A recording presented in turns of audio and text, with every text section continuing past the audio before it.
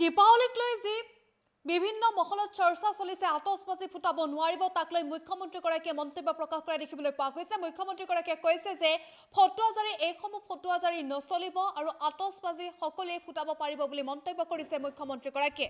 জনাইছে এই মুহূৰ্তত আটাইতকৈ ডাঙৰ খবৰ, দীপাৱলীৰ দিনটোলৈ আতচবাজিকাৰীসকল ৰৈ থাকে কেতিয়া দীপাৱলী আহিব আৰু কেতিয়া দীপাৱলীত তেওঁলোকে ব্যৱসায় কৰিব পাৰিব সেই দিনটোলৈ ৰৈ থাকে আৰু মানুহে আমাৰ পৰা আতচবাজি কেতিয়া কিনিব সেই দিনটোলৈ ৰৈ থাকে আৰু সেয়েহে আমি সকলোৱে আতচবাজি কিনিব লাগিব। বৰপেটাত বিশেষকৈ বৰপেটাৰ উদ্যোগীসকলে এনেদৰে ৰৈ থকা পৰিলক্ষিত হয় আৰু সেই পইচাৰে তেওঁলোকে বছৰটো পৰিয়াল চলাম বুলি ৰৈ থাকে আৰু বহুত সপোন লৈ তেওঁলোকে এই থলুৱা শিল্পটোক বচাই ৰাখিছে আৰু এইকেইদিন কোনোবাই কৈ আছে দীপাৱলীত বোমা ফুটাব নোৱাৰিব আৰু বৰপেটাৰ আতচবাজি শিল্পীসকলে কেনেদৰে ঘৰ চলাব এই সময়তে মন্তব্য কৰা দেখিবলৈ পোৱা গৈছে মুখ্যমন্ত্ৰী ডক্টৰ হিমন্ত বিশ্ব শৰ্মা। মুখ্যমন্ত্ৰীগৰাকীয়ে উল্লেখ কৰিছে দীপাৱলীৰ দিনটোত আতচবাজিকাৰীসকলে ৰৈ থাকে আৰু সেই গতিকে আতচবাজি কিনিব লাগিব কাৰণ তেওঁলোকৰ যি ইনকাম হ'ব, তেওঁলোকৰ যি উপাৰ্জন হ'ব সেই উপাৰ্জনেৰে পৰিয়াল চলাব আৰু এই কথা মুখ্যমন্ত্ৰীগৰাকীয়ে ফেচবুক লাইভৰ জৰিয়তে সদৰি কৰিছে আৰু এই ফটোৱা অসমত চলা নহ'ব বুলি মন্তব্য কৰিছে মুখ্যমন্ত্ৰীগৰাকীয়ে আৰু উল্লেখ কৰিছে যে জুবিন গাৰ্গ থাকিলেও হয়তো তেওঁ ক'লে হয় যে বৰপেটাৰ যি শিল্পীসকলে আতচবাজি বনায় বা আতচবাজিকাৰীসকলে তেওঁলোকৰ ব্যৱসায়ত ব্যাঘাত নজন্মাবলৈ তেওঁ ক'লেও হয় বুলি মুখ্যমন্ত্ৰীগৰাকীয়ে উল্লেখ কৰিছে আৰু দীপাৱলীৰ দিনটোলৈ সকলোৱে ৰৈ থাকে আৰু সেই গতিকে আমি দীপাৱলী পালন কৰিব লাগিব, দীপাৱলীৰ আতচবাজি কিনিব লাগিব আৰু আতচবাজি সকলোৱে কিনিব লাগিব বা আতচবাজি ফুটাব পাৰিব বুলি মুখ্যমন্ত্ৰীগৰাকীয়ে মন্তব্য কৰিছে। মুখ্যমন্ত্ৰী ডক্টৰ হিমন্ত বিশ্ব শৰ্মাই উল্লেখ কৰিছে যে তেওঁলোকৰ পৰিয়াল চলিব লাগিব, তেওঁলোকৰ ঘৰ চলিব লাগিব আৰু গোটেই বছৰটো তেওঁলোকে ৰৈ থাকে এই দিনটোলৈ। সেই গতিকে যিসমূহ দল সংগঠনে কৈছে বা বিভিন্ন সময়ত যিসকল লোকে কৈছে যে আতচবাজি ফুটাব নোৱাৰিব তেওঁলোকলৈ তেওঁ কৈছে যে আতচবাজি ফুটাব পাৰিব আৰু পৰিয়ালসমূহলৈ চাই আমি এই সিদ্ধান্ত ল'ব লাগিব আৰু জুবিন গাৰ্গ থকা হ'লেও চাগে এই সিদ্ধান্তই ল'ব দিলেহেঁতেন বুলি মুখ্যমন্ত্ৰীগৰাকীয়ে মন্তব্য কৰিছে।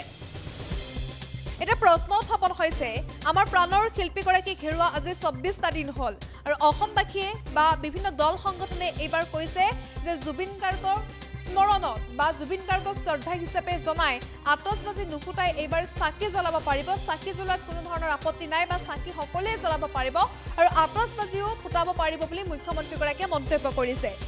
বিশেষকৈ বৰপেটাৰ যি আতচবাজি শিল্পীসকল আছে তেওঁলোকে যদি সেই আতচবাজি নিকিনে মানুহে তেন্তে কেনেদৰে ঘৰ চলাব বুলিও মন্তব্য কৰা দেখিবলৈ পোৱা গৈছে মুখ্যমন্ত্ৰীগৰাকীয়ে।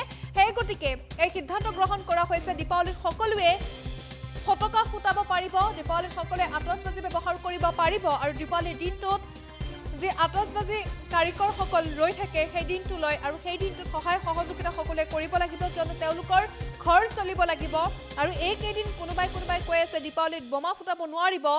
যদিহে বোমা ফুটাব নোৱাৰে তেন্তে বৰপেটাৰ আতচবাজি শিল্পীসকলে কেনেদৰে ঘৰ চলাব বুলি মন্তব্য কৰিছে মুখ্যমন্ত্ৰীগৰাকীয়ে।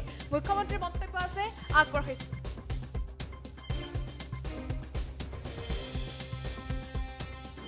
শ্ৰদ্ধা ৰাইজ, বৰপেটাৰ আতচবাজি উদ্যোগ অসমৰ থলুৱা উদ্যোগ।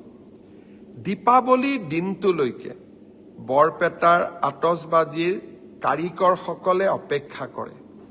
দীপাৱলী আহিব, মানুহে আমাৰ আতচবাজি কিনিব, আতচবাজি আমি বিক্ৰী কৰিম আৰু সেয়েৰে আমি পৰিয়ালটো চলাম বছৰটো। বহুত সপোন লৈ তেওঁলোকে আতচবাজি নিৰ্মাণ কৰে, বহুত সপোন লৈ তেওঁলোকে এই থলুৱা শিল্পটোক বচাই ৰাখিছে। এইকেইদিন কোনোবাই কৈ আছে দীপাৱলীত বোমা ফুটাব নালাগে। বৰপেটাৰ আতচবাজি শিল্পীসকলে কেনেকৈ ঘৰখন গোটেই বছৰটো চলাব? তেওঁলোকৰ কাৰণে চিন্তা কৰাৰ দায়িত্ব আমাৰ নাই জানো? অসমত ফাটুৱা জাৰি কৰাৰ যিটো এক প্ৰৱণতা এছাম সংগঠনে গঢ়ি তুলিছে, তেনেকৈ ৰাজ্যখন চলিব নোৱাৰে।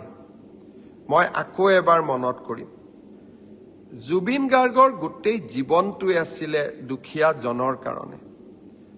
মই ভাবোঁ জুবিন জীয়াই থাকিলে প্ৰথমতে জুবিনে সংগঠনসকলক ক'লেহেঁতেন যে বৰপেটাৰ আতচবাজীৰ শিল্পটোক আমি মৰিবলৈ নিদিওঁ।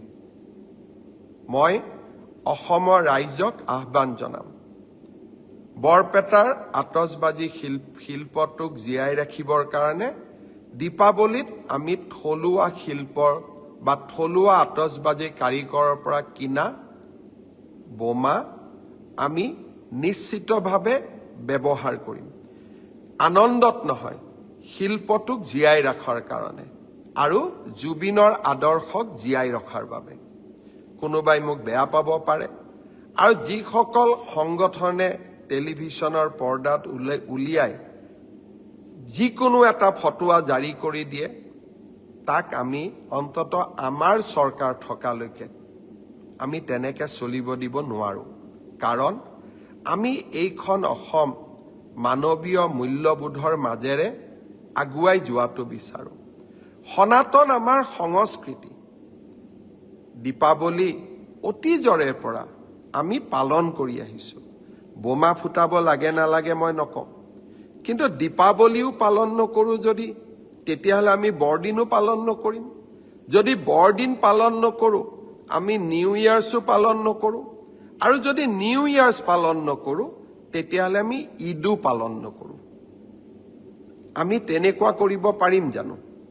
আৰু সেইকাৰণে মই অসমবাসী ৰাইজক আহ্বান জনাম, আমাৰ সভ্যতা সংস্কৃতিক আমি কোনো কাৰণতে এৰি নিদিওঁ, আৰু সভ্যতা সংস্কৃতিক আমি আগুৱাই লৈ যাম, আৰু বিনম্ৰতাৰে সৈতে আগুৱাই লৈ যাম। মনৰ দুখৰ মাজতো, আৱেগৰ মাজতো আমি বৰপেটাৰ আতচবাজী শিল্পক আমি মৰিবলৈ নিদিওঁ। কোনোবাই কৈছে যে এই বছৰ ইনকাম নহ'লে অহা বছৰ ইনকাম কৰিব। কেনেকৈ কৰিব? ক'ৰ পৰা কৰিব? কোনে দিব?